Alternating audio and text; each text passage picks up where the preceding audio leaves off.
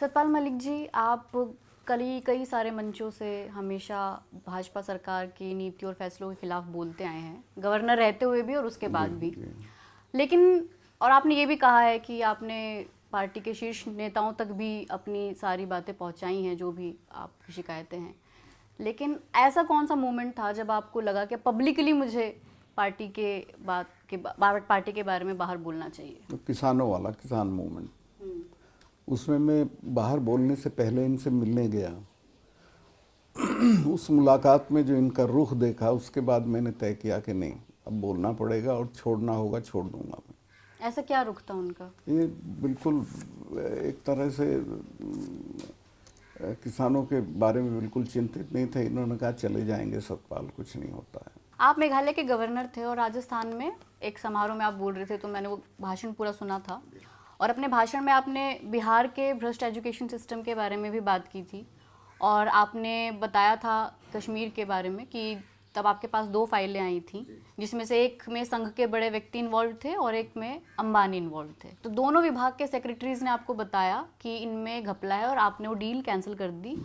एहतियात के तौर पर आपने प्रधानमंत्री मोदी से मिलने का समय मांगा, आप गए और आपने कहा, एंड आई कोट, मैं इस बात की तारीफ करूंगा कि प्रधानमंत्री की कि उन्होंने कहा कि सतपाल, करप्शन पर कॉम्प्रोमाइज करने की जरूरत नहीं है। Supported me on this. जी, लेकिन वही अब जो आपने फिलहाल जो एक इंटरव्यू दिया उसमें आपने कहा कि वो उनको ज़्यादा प्रॉब्लम नहीं करप्शन पे, लेकिन और कई मामलों में मैंने देखा कि करप्शन से उनको कोई ज़्यादा चिढ़ नहीं है। क्योंकि गोवा में तो मुझे करप्शन की शिकायत करने पे ही हटाया उन्होंने। करप्ट लोग थे, उनको हटाने के बजाय मेरा ट्रांसफ़र कर दिया। तो लेकिन ये दोनों बातें थोड़ा अपने आप में कॉन्ट्रडिक्टरी हैं कि वो कहते हैं कि नहीं, आपको बिल्कुल करप्शन पे कॉम्प्रोमाइज़ करने की ज़रूरत नहीं है, और उन्होंने उसमें आपका सपोर्ट भी किया कि या वो डील चाहे कैंसिल कर दो, जबकि उसमें लोग अंबानी भी इन्वॉल्व थे। या वो जो मैं कैंसिल कर चुका था, कैंसिल करने के बाद गया था। मैं कहा साहब, ये मैंने कैंसिल कर दिया, अब आप कुछ चाहते हो तो मुझे हटा के किसी दूसरे को लगा दीजिए, मैं तो करूँगा नहीं। तो उनका नहीं,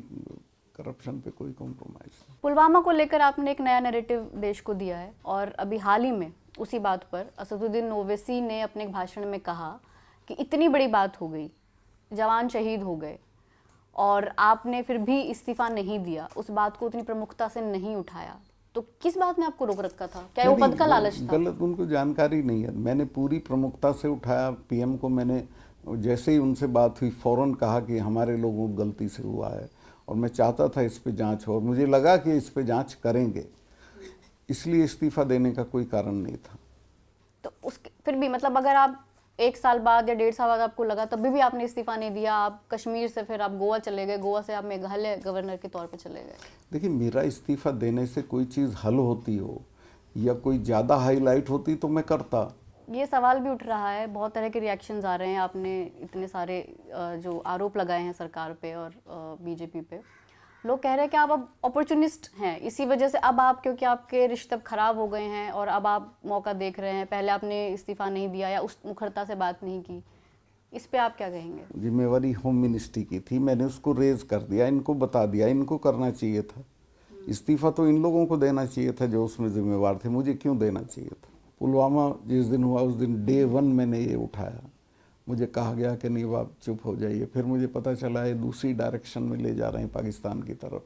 वो एक ख़तरनाक काम था उस वक्त इनका विरोध करना, चूँकि उस वक्त आप देशद्रोही करार दे दिए जाते। इसी तरह किसानों वाले में शुरू दिन से जब इन्होंने मुझे दिखा कि किसानों को इग्नोर कर रहे हैं, वो लोग मर रहे हैं, ये कुछ नहीं बोल रहे हैं, तभी मैंने उठा दिया था। और वही दोबारा एक अखबार में भी ये छपा कि 4 महीने से इस बात पे बात चल रही थी कि वो एयरक्राफ्ट की डिमांड है जी। और आपने भी वो बात अपने इंटरव्यू में भी कही कि आपके कहने के बावजूद भी नहीं मिला। नहीं, मैंने तो नहीं कहा था, ये गलत है जानकारी। मैं इसमें कहीं लूप में ही नहीं था। सीआरपीएफ मुझे कहते तो मैं दिलवा देता उनको, खुद ही अपने यहाँ से दिला देता। मैं इसमें कहीं नहीं था।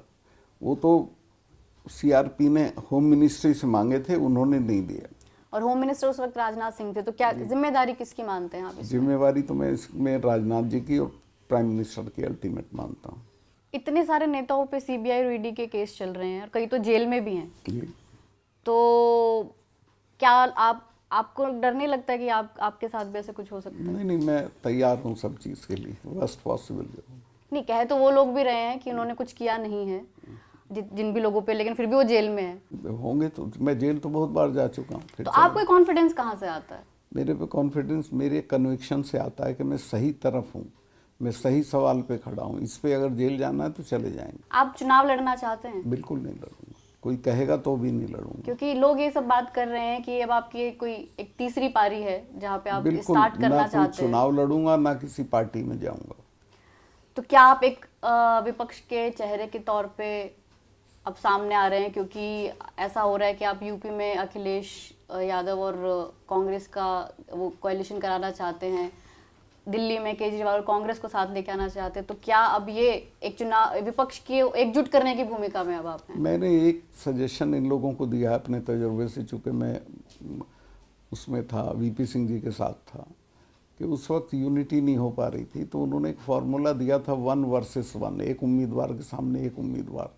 तो उसमें निटी ग्रिटी और कौन नेता होगा ये सब नहीं आती और उससे काम चल जाता है। इस पे सब एग्री कर गए लगभग सारी पार्टियां। भ्रष्टाचार की बात आपने जम्मू कश्मीर को लेके भी कही थी, बिहार को लेके भी कही थी, आप वहाँ दोनों जगह गवर्नर रहे हैं, और एक बात ये भी कही आपने अपने भाषण में कि कमोबेश सारे देश का यही हाल है भ्रष्टाचार को लेके।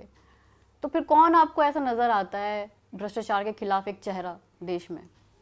एक चेहरे की तो बात नहीं कर रहा मैं, बहुत लोग हैं अभी देश में, ऐसा नहीं है खत्म हो गए, जैसे बचे हुए हैं काफ़ी लोग। जैसे फिर भी जैसे बिहार में नीतीश हैं, साफ सुथरे हैं, इसी तरह उत्तर प्रदेश में भी लोग हैं, ये दिल्ली वाले हैं, पता नहीं इसमें शराब में इन्होंने क्या किया, पर जनरली तो ठीक ही लोग थे।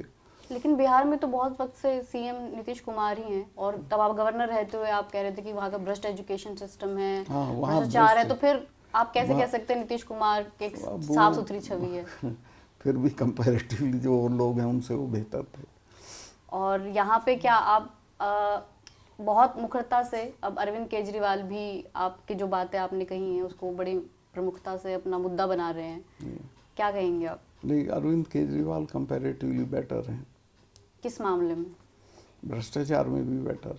लेकिन हाँ, अब वही दिल्ली में भी उनके खिलाफ आरोप तो लग रहे हैं। दिल्ली में तो उनको मुझे लगता है बंद करेंगे इलेक्शन से पहले, वो उनको गिरफ्तार कर लेंगे 100%। तो आपको नजर आता है कि वो एक चेहरा है जो भ्रष्टाचार के खिलाफ एक चेहरा हो सकते हैं, और या मोदी जी के सामने? नहीं, वो मोदी जी के सामने वाला कोई चेहरा मैं नहीं कह रहा हूँ किसी के लिए भी। मोदी जी के खिलाफ जनता चेहरा बने, पीपल वर्सेस मोदी चुनाव होना चाहिए। पर जनता को लीड करने के लिए भी कोई एक व्यक्ति चाहिए होता है। जनता खुद खड़ी हो जाती है। मैंने तो देखा है जब बदलते हैं, तो जेपी वाले मूवमेंट में भी जेपी थे, लेकिन जेपी इंदिरा गांधी के खिलाफ कैंडिडेट नहीं थे। तो वो जब बदलते हैं लोग तो फिर ये नहीं देखते हैं कौन प्रधानमंत्री बनेगा। आप कई सालों से बीजेपी से भी जुड़े हैं, क्या कारण था आपके कि आप बीजेपी के साथ रहे इतने वक्त? देखिए, बेसिकली तो मैं बहुत देर से बीजेपी में आया, शुरू में नहीं आया था जब सब लोग चले, और मैं लोहियाइट था और मेरा कन्विक्शन था कि ये हमारे लिए पार्टी नहीं है।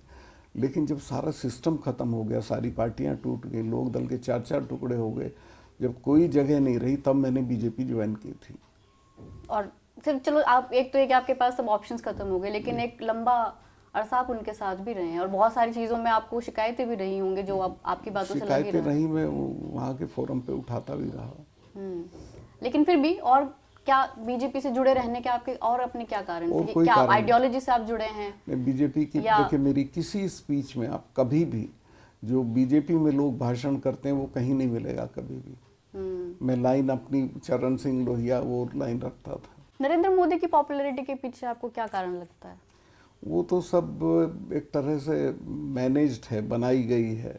लेकिन अभी भी वो बने ही हुए हैं। वो 2014 में तो चलिए आए वो, लेकिन 2019 में भी लोगों ने फिर से उन्हें बहुत बड़ा मैंडेट दिया है। 19 उसमें भी कम्युनल रीजन बहुत बड़ा था नॉर्थ में। तो क्या 2024 में वो नहीं काम करेगा? नहीं होगा। अब मैंने जितना देखा है वो नहीं होगा। लोग खेल को समझ गए हैं और लोग जो इश्यूज हैं, बेरोजगारी है, महंगाई है, इसमें त्राही त्राही है इस वक्त देश में। लेकिन जब ग्राउंड पर लोग के पास हम जाते हैं या बात करते हैं तो लोग, बहुत सारे लोग ये भी कहते हैं कि नहीं, उनके हाथ में तो कुछ नहीं हो सकता। लोग कहते कि नहीं, शायद सरपंच ने ऐसे कर दिया, एमएलए ने ऐसे कर दिया, एमपी ने ऐसे कर दिया, लेकिन नरेंद्र मोदी के ऊपर लोग नहीं सवाल उठाते हैं।